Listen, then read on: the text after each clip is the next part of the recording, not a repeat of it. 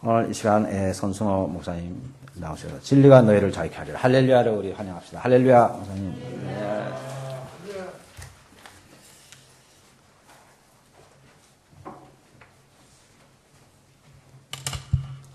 제가 일본에 오면서 교회에서 설교하게 될 줄은 몰랐는데 또 하나님 연결시켜 주셔서 이렇게 말씀을 전하게 되었습니다. 하나님께서 제가 선교를 열심히 하고 있는데 18년 반 하고 있는데 또 국내 교회를 부르셔서 서울에 한 50년 된 교회에 이제 목회를 하면서 저희 교회에서 늦게 주의 종으로 헌신한 장로님이 한 분 계셨어요. 50 넘어서 헌신을 하셨는데 그분이 작은 섬에 들어갔어요. 이제 그 섬이 육도입니다. 섬에 들어가서 목회를 하시고 70세가 되면 은퇴를 하지 않습니까? 은퇴하려고 해도 후임자가 없어서 이분이 81세까지 버텼습니다. 그래서 81세 때까지 버텼는데 건강도 안 되고 여러 가지로 좀 어려움이 많았는데 그것을 저희 부부가 방문하고 알게 되었습니다. 후원하는 교회였기 때문에. 그래서 81세 된 분이 눈도 잘 보이지 않고 귀도 안 들리고 목회를 못 하는데 이제 작은 교단 소속이었어요. 그래서 하나님 앞에 기도하는 가운데 하나님께서 그리로 가는 마음을 주셔서 거기에 목회를 한 지가 2년 반 되었습니다. 그 섬은 인천에서 2시간 반 배를 타고 들어가고 총 인구가 35명입니다. 그리고 교인은 10명인데요. 저희들이 처음 갔을 때 7명이었는데 2년쯤 지나고 난 뒤에 3명 예수 믿었습니다. 여러분들 전혀 안 놀라시는데 섬 인구 10분의 1이 개종한 겁니다. 그걸 선교학에서는 집단 개종이라고 하죠. 그래서 개종을 해서 10명이 되었습니다.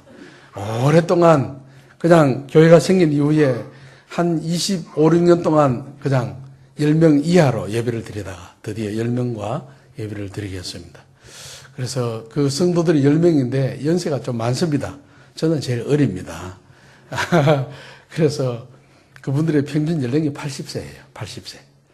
글을 읽을 수 있는 분은 한 사람밖에 없어요. 성경 통독 같이 합동 못합니다. 그래서 설교 시작이 되면 저는 앞에서 성경 찾아주고 저 아내는 뒤에서 찾아주고 그렇게 해서 예배를 드리는 선교지입니다.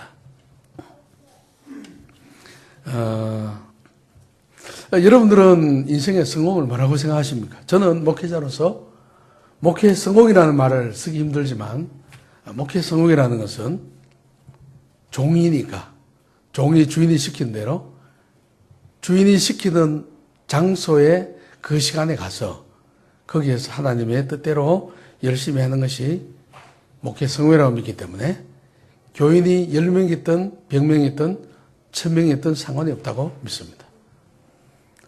제가 태국에서 신학교에서 학생들을 오랫동안 가르치면서 학생들에게 주의 종은 사건이 되면 안 된다.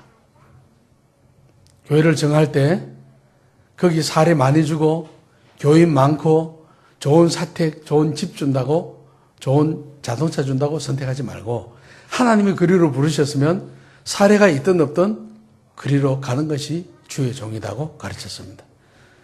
그 가르친 것이 기억이 나서 5년 동안 목회하는 가운데 하나님의 은혜로 교회를 옮기고 건축하고 다 끝나고 난 뒤에 하나님이 저 마음에 너 그렇게 가르쳤지 않냐? 너 그러면 그 말에 순종해야 되지 않냐? 그런 마음을 주셨어요. 그래서 하나님 앞에 하나님 그렇습니다 하고 순종하는 마음으로 들어가서 2년 반이 되었습니다. 참 감사한 마음으로 기쁜 마음으로 목회를 하고 있습니다. 이사 가는 날 제가 바다를 보면서 왜 바다가 바다일까? 모든 것을 다 받아주기 때문이다. 빗물, 생활용수, 또 돼지, 똥물 다 모든 물을 다 받아주니까 바다가 되는 거 아닙니까? 그래서 제가 목회하면서 저 마음에 상처되었던 사람들 이름을 종이에 다 적어가지고 하나님 앞에 하나님 저도 바다처럼 이 영혼들도 다 받아주겠습니다 하면서 그 A4 용지에 쓴 종이를 바다에 빠뜨리고 하나님 용서합니다 하고 섬으로 들어갔습니다. 저는 원래 예수 믿으면 안 되는 사람이었습니다. 저 동네가 양동 마을이라고 있습니다. 경주에서 포항 가다 보면 2010년에 유네스코에 등록된 유교 마을입니다. 한 500 이상 된 그런 마을인데 그 마을에는 예수 믿는 사람이 두 종류가 있어요. 한 종류는 그 두 성이 있습니다. 양반, 솔리, 양성에 송가가 있고 이시가 있습니다. 그 성이 아닌 외부에서 들어온 상놈들이 교회를 나갑니다. 그 중에 일부가. 그 다음에는 그 죽을 병에 걸린 사람들, 인생에 소망이 없는 사람들, 곧 죽을 사람들이 교회에 나갔습니다. 교회는 저 집에서 한 6, 70m 직선으로 논 하나 건너서 교회가 있었습니다. 그래서 저는 교회를 생각할 때 교회는 병신들이 나가는 곳이다. 교회는 인생을 살다가 실패한 사람들, 힘이 없고 실력 없는 사람들이 나가는 곳이다. 그래서 제가 내린 결론은 저 사람들은 정신병 환자들이다. 그래서 세상에서 제일 불쌍한 사람들이 바로 주일날 교회에 나가는 그런 사람들이었습니다.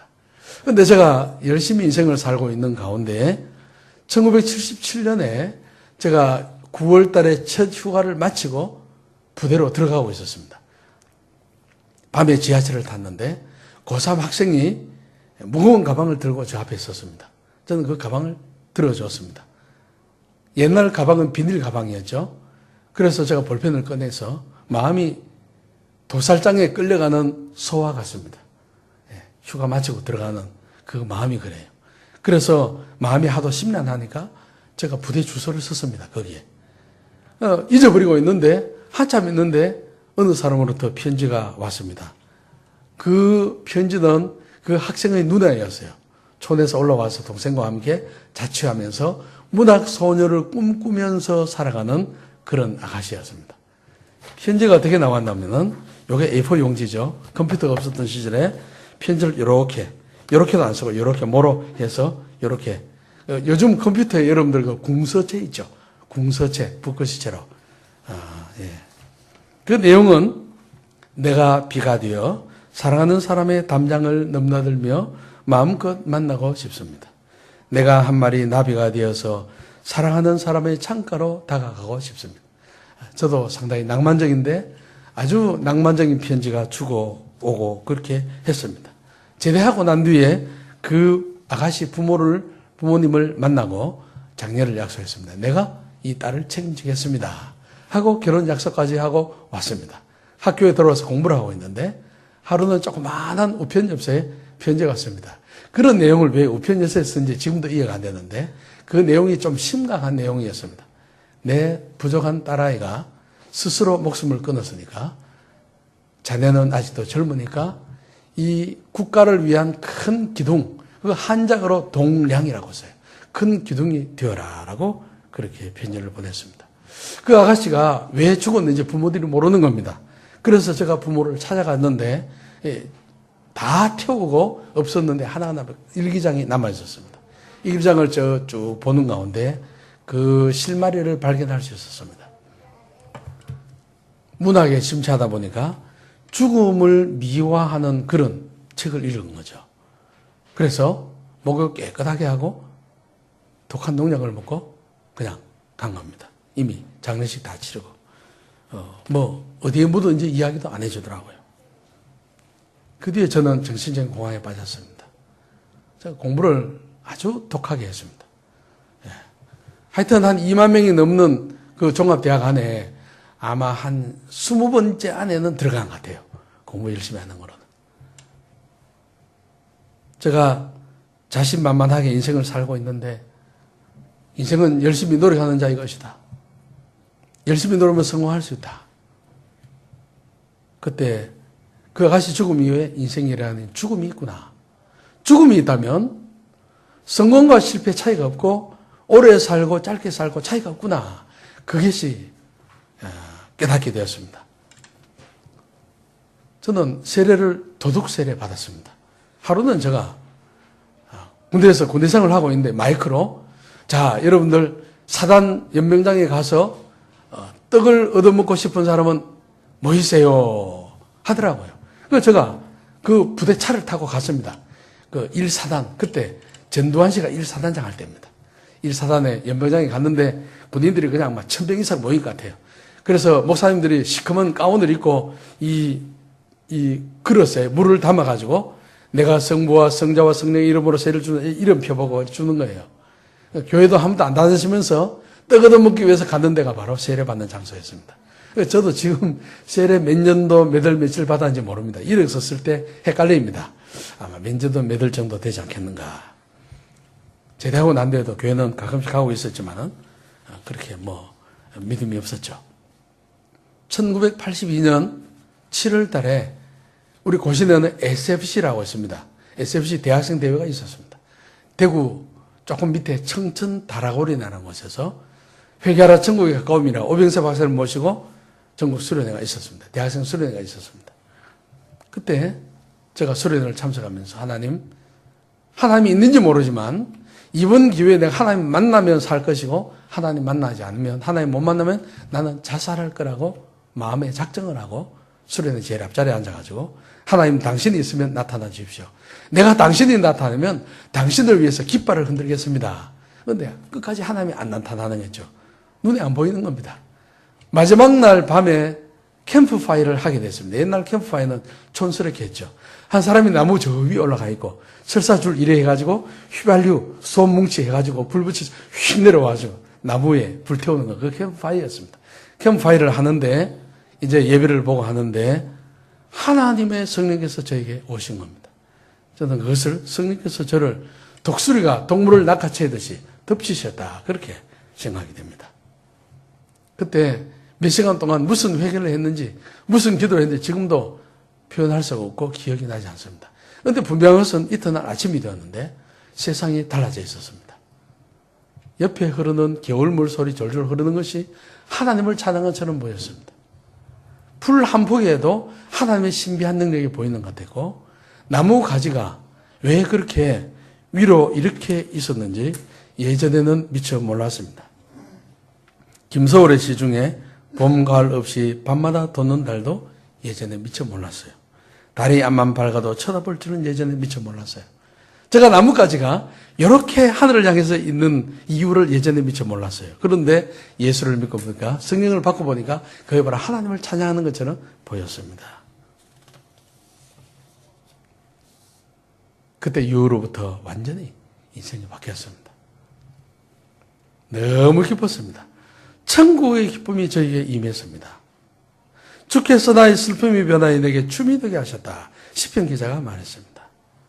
사람들은 저를 보면 저 사람은 무슨 일이 있었는가 보다. 바뀌었다. 얼굴이 바뀌었다. 그렇게 했습니다. 십자가에 나타난 하나님의 사랑이 현실의 어떤 상황도 이길 수 있는 그러한 은혜를 하나님이 주셨습니다.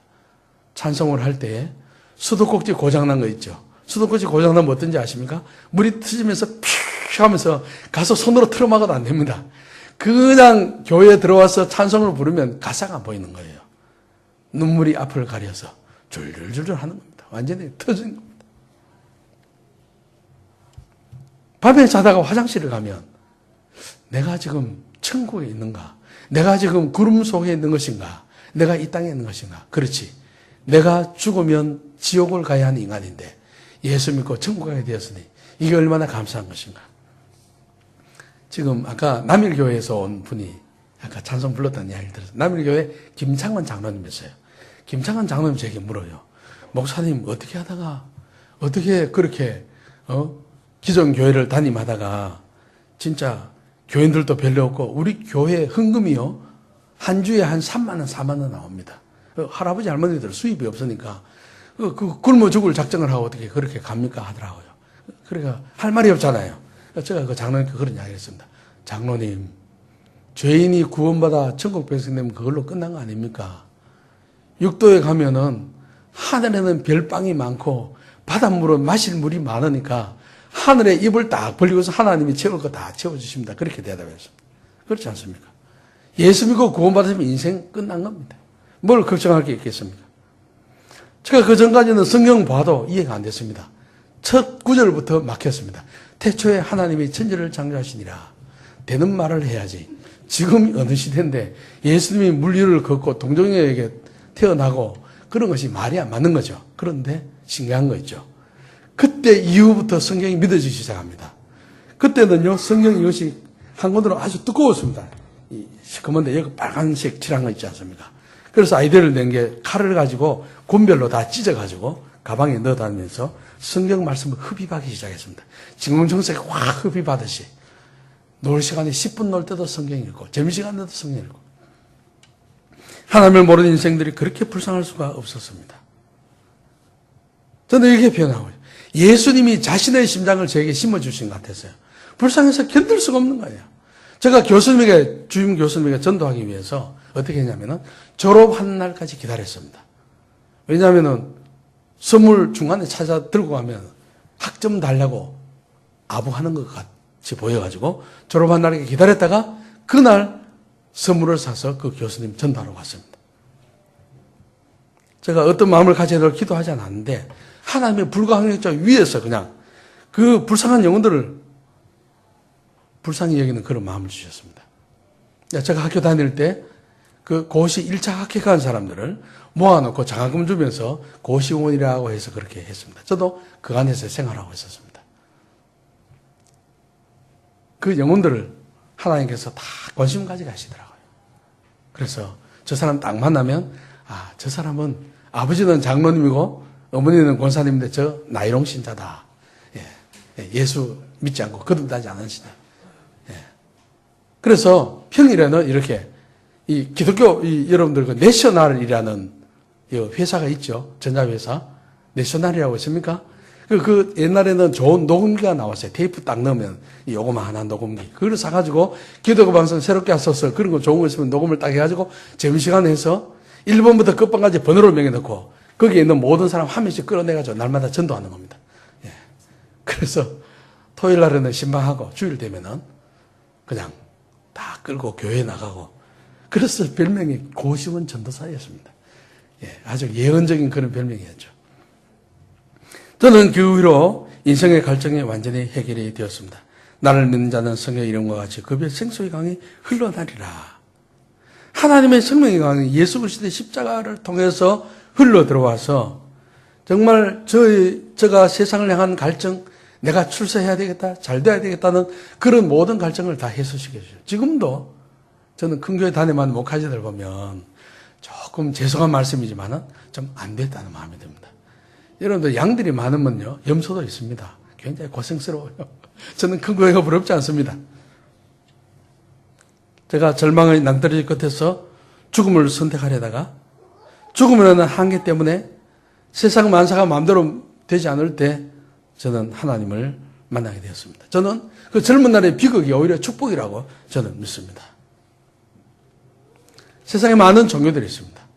그 종교들의 한계는 뭐냐 하면 주의 문제를 해결할 수 없는 겁니다. 기독교가 또 하나의 종교였다면 저는 예수를 안 믿었을 겁니다. 기독교가 잘 먹고 잘 살고 출세하게 해주는 것이었다면 저는 예수를 믿지 않을 겁니다. 왜? 예수 안 믿어도 잘 먹고 잘 살고 출세하는 길 얼마든지 있습니다. 이건희 씨가 한국의 제일 부자인데 그 사람은 지금 누워서 식물인간이 되어 있지 않습니까? 그 사람 예수 안 믿어도 부모 잘 만나고 또 하나님이 주신 일반 은총으로 잘 살게 되었습니다. 하나님 믿지 않아도 잘 살고 출세할 수 있는데 예수 믿는다고 출세하고 잘 산다면 예수 믿을 필요 없죠. 잘 먹고 잘 살아보고 성공하고 출세해봐야 그 인생길 끝에서 죽음 이후에 지옥으로 간다면 헐헐 영원히 타는 지옥 불못으로 간다면 그 인생은 실패라고 믿습니다.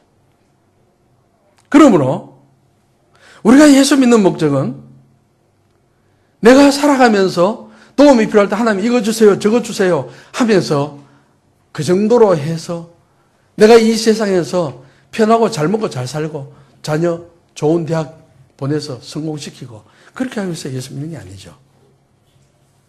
각종 종교가 죄와 저주와 죽음의 심판에서 해결할 수 없기 때문에 그 문제를 해결할 수 없기 때문에 예수님이 이 땅에 오셨습니다. 율법을 지켜서 인간의 의로움으로 해결할 수 없기 때문에 예수께서 친히 천국을 이 땅에 끌고 오셨습니다. 그래서 우리를 천국으로 데리고 가시기 위해서 이 땅에 오신 것입니다. 아무 값 없이 당신의 목숨을 십자가에 내어놓으시고 우리 죄의 문제를 해결해 주셨습니다. 그래서 한번 먹으면 영원히 목마르지 않은 생명을 우리에게 주셨습니다. 수가성 여인에게 주님 말씀하셨습니다. 내가 주는 물을 마시는 자는 영원히 목마르지 아니하리니 내가 주는 물은 그 속에서 영생하도록 솟아나는 샘물이 되리라. 예수님은 세상의 모든 것들을 능가하는 영생을 선물로 주셨습니다. 저는 이 부분을 볼 때 이런 생각이 들어요. 세상에 살아가면서 부귀영화가 어느 정도 매력이 있을까? 아주 더운 여름날 땀이 줄줄 흐를 때, 아마 일본은 어느 정도 더운지 모르지만 제가 태국에 있을 때, 제가 방콕에서 교회를 개척할 때 태국에는 겨울이 3일 있습니다. 3일 겨울이 있다 이야기합니다. 제일 추울 때가 언제냐? 아침에 제일 추울 때 1년에 한 3일 정도 24도쯤 됩니다. 그걸 겨울이라고 합니다. 자기들은 겨울이라고 해서 뭐 그냥 20 몇 도 정도 되면 춥다고 벌벌 떨면서 털로 입고 나옵니다. 그런데 이제 저희들은 태국 사람들에게 세 계절이 있다. 더운 계절, 조금 더 더운 계절, 매우 더운 계절이 있다. 그렇게 얘기합니다. 한 4월 정도 되면 40도가 넘습니다. 스팀입니다. 거리에 나가면 땀이 쫙 쏟아집니다. 줄줄줄줄 흐릅니다. 인생에 있어서 성공하고 출세하고 잘되고 좋은 대학 들어가는 게 어느 정도 될까? 저는 그렇게 표현하고 싶어요. 그 스팀처럼 뜨거운 그 열띠지방 여름날에 콜라 한 잔에 불과하다. 사이다 한 잔에 불과하다. 자, 그러면 땀이 줄줄줄 흐르고 목이 마르고 그 스팀처럼 더운 열대지방 여름날에 콜라 한 잔에 어느 정도 효과가 있습니까? 마시는 순간에는 목을 탁 쓰면서 캬 하면서 굉장히 좋죠. 그게 1시간, 2시간 갑니까? 목이 더 마릅니다. 차라리 안 마시는 게 낫습니다. 저는 세상의 부귀영화를 그렇게 표현하고 싶어요. 아주 더운 여름날에 그저 콜라, 사이다 한 잔 정도 된다.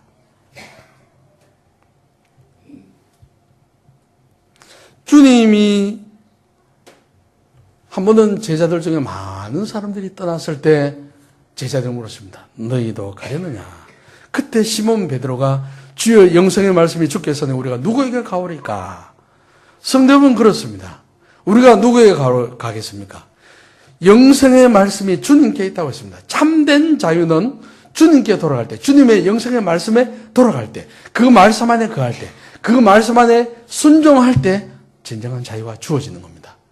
예수 믿지 않는 자도 자기가 포로되어 있다는 것을 몰라서 그렇지 마귀의 속박대 가운데 종으로 살아갑니다. 예수 믿는 자도 종으로 살아가는 겁니다. 새로운 종이 되는 것, 진리 안에서 진정한 자유를 누리면서 살아가게 되는 것입니다. 하나님의 말씀이 우리 안에 흘러들어오면 우리는 묶인 것으로부터 우리는 풀려나게 됩니다. 저는 동물의 세계를 좋아합니다. 집에 텔레비전이 없지만 한 번씩 유튜브 같은 일을 보면 큰 구렁이 있습니다. 보아라는 큰 구렁이. 구렁이에 뱀이요. 여기서 저쪽만 합니다.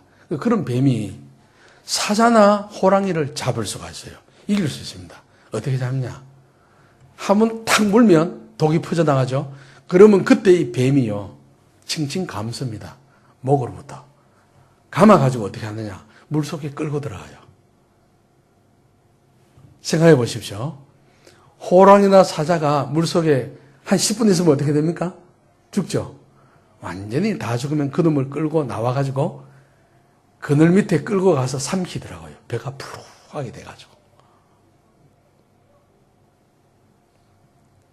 우리는 예수 믿기 전에 우리가 알지 못했지만 우리 인생의 사탄에게 그렇게 뱀에 칭칭 감긴 것처럼 노예가 되어 있었습니다. 죄의 노예가 되어 있었습니다. 사람의 떡으로만 살 것이 아니요 하나님의 입으로부터 나오는 모든 말씀으로 살 것이라. 예수께서 40일 금식 기도하시고 난 뒤에 시험 받으신 신명기 말씀으로 대답하셨죠. 인간이 입으로 들어가는 것 그게 다인 줄 알아도 죽음이요 영원한 세계가 있습니다. 천국과 지옥이 있습니다. 그러면 우리 영혼이 어떻게 살 것인가?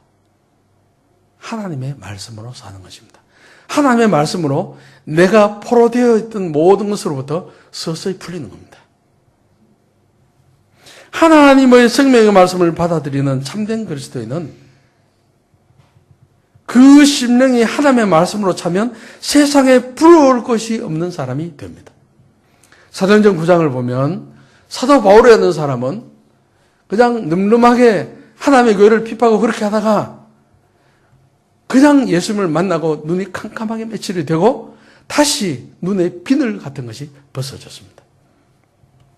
그는 지금까지 자신이 추구해왔던 지식과 권력과 명예와 부귀 모든 것들을 비늘이 벗겨지고 난데 그것이 바로 배설물과 같다는 것을 알게 되었습니다. 그는 더 이상 세상의 것을 구하지 않았습니다. 그 이후에 그는 예수 생명, 바로 예수님 한 분으로 만족하게 되었습니다. 여러분들 그렇습니다.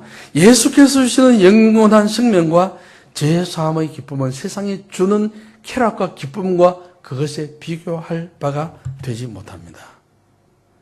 그리스도인은 세상 사람들과 같은 수준의 기쁨과 세상 사람들이 원하는 것을 추구하는 자가 아닙니다. 예수님 안에 솟아나는 영원한 기쁨, 그 기쁨을 위하여, 그 기쁨 때문에 세상의 일시적인 고통과 절망을 이기고도 남는 기쁨을 가진 자가 예수 믿는 자인 줄 믿습니다. 여러분들 혹 인생에 고민이 많습니까? 예수께서 주시는 이 영원한 기쁨으로 말미암아 내가 세상이 주는 것과 같지 않은 것을 너에게 주는데 바로 하늘의 평안을 준다고 했습니다. 그 하나님께 예수께서 주신 그 기쁨을 통해서 세상의 모든 고난을 이기고 믿음으로 끝까지 가시기를 바랍니다. 진짜 기쁨을 경험한 사람은 세상이 주는 가짜 기쁨을 위해서 살지 않습니다. 하나님 한 분으로 만족하게 되면 세상에서 더 많은 것을 가지기 위해서 수단과 방법을 쓰고 그렇게 하지 않습니다. 하나님을 진정으로 만난 사람은 수단을 가리지 않고 세상의 높은 자리에 이르려고 발버둥 치지 않습니다. 하나님 한 분으로 만족한 인생을 살면 그 사람이 청소부이든지 억만장자든지 상관이 없습니다. 이발하는 그런 이발사든지 상관이 없습니다. 고급 고문이 상관이 없습니다. 하나님 한 분으로 만족하는 인생, 그리고 그 말씀을 지키고 순종하는 인생을 살면 어떠한 모습으로 살아도 성공한 인생인 줄 믿습니다. 여러분들 이러한 믿음의 삶을 살 수 있기를 바랍니다. 종교생활 하지 마시기 바랍니다. 다른 사람이 교회에 간다고 마누라 치마자락을 잡고 가서 교회에 가서 헌금하고 찬송한다고 예수쟁이 되는 게 아닙니다. 성령께서 그 마음이 임하셔서 그 심령이 변화되어야 예수쟁이가 될 수가 있는 것입니다. 종교생활 하지 마시기 바랍니다. 은혜가 넘치는 참된 신앙생활을 할 수 있기를 바랍니다. 하나님이 주신 믿음이라는 파이프라인을 통해서 십자가에서 흘러나오는 그 은혜를 날마다 받으시기를 바랍니다. 예수 십자가는 은혜의 수원지입니다. 십자가에서 흘러나온 은혜가 여러분들을 통하여 죄악으로 죽어가고 있고 세상에 헛된 것을 구하는 사람들에게 흘러들어가서 그들을 살릴 수 있기를 바랍니다. 예수님은 제자들에게 나를 따르라고 하셨습니다. 제자들은 모든 것을 버리고 예수님을 따르셨습니다. 예수님의 제자가 되려면 자기 것을 버리고 예수님을 따라 나서야 합니다. 사도 바울은 예수 믿고 난 뒤에 세상의 것들을 배설물로 여겼습니다. 고상하게 표현했지만 화장실에 가서 우리가 버리는 것이 배설물이죠. 그런데 우리는 예수를 믿다 하면서 새벽기도 나와서도 기도하는 내용이 예수님 그 사도 바울이 버린 배설물을 더 주세요. 더 많이 주세요. 짐을 더 무겁게 해주세요. 그렇게 기도하고 있는 것은 아닙니까? 마치 이방신에게 기도하듯이 우리는 그런 것을 조를 것이 아니라 우리는 예수님을 믿으면 예수님 말씀처럼 십자가를 지고 주님을 따라가야 합니다. 주님은 자신을 따르는 사람들에게 내가 세상의 것을 많이 주어서 부자가 되겠다고 약속하지 않으셨습니다. 주님은 자신을 주겠다고 약속하셨습니다. 주님은 나를 먹고 마시라고 하셨습니다. 자신의 살을 떼어서 주셨고 자신의 피를 쏟아서 우리에게 마시라고 주셨습니다. 그것은 영원한 생명입니다. 우리가 예수님을 따르는 목적은 참된 생명을 얻기 위함입니다. 우리가 주님을 따르면 눈에 보이지 않지만은 무한한 가치를 가진 것들을 소유하게 됩니다. 저는 식물인간이 되어서 대한민국 최고의 부자로 지금 생사를 헤매고 있는 이건희 씨를 생각해 보면 저는 그 사람보다 더 부자라고 믿습니다. 왜? 그 사람 죽으면 죽고 났는데 그 사람 가져갈 것이 하나도 없습니다. 그 사람 예수 믿지 않거든요. 저는 예수 믿기 때문에 믿음을 하나님 앞에 가져갑니다. 저의 전 재산은 예수님입니다. 예수님 가지면 온 세상을 다 가진 것과 같습니다. 하늘과 땅을 지으신 그분이 나의 전 재산입니다. 예수 믿지 않는 사람은 아무리 부자라도 거지입니다.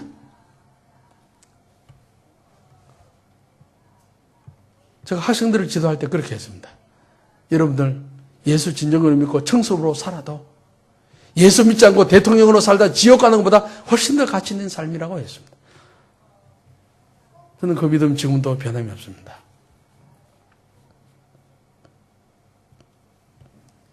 여러분들 세상을 따르지 마십시오. 예수님을 따르시기를 바랍니다.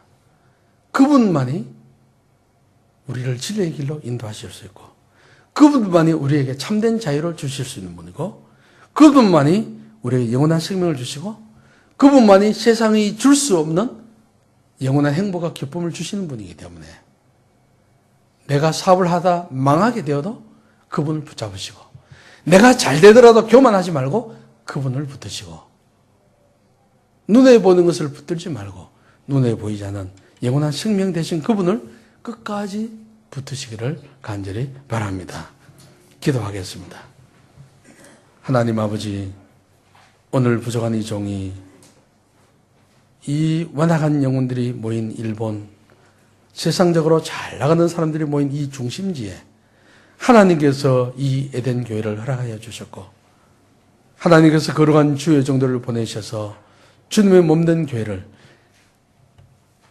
주님 친히 이렇게 세워주심을 감사합니다.